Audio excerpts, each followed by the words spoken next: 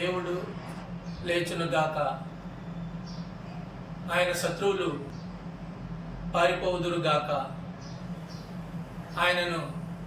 ద్వేషించువారు ఆయన సన్నిధి నుండి పారిపోవుదురుగాక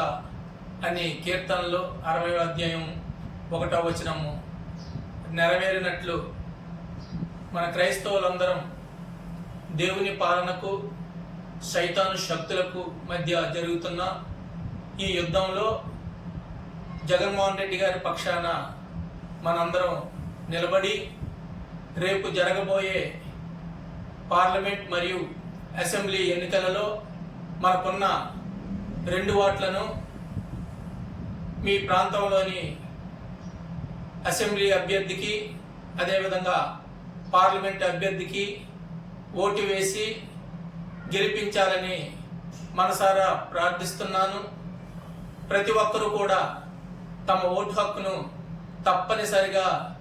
వినియోగించుకొని మన ప్రీతమ ముఖ్యమంత్రి శ్రీ వైఎస్ జగన్మోహన్ రెడ్డి గారు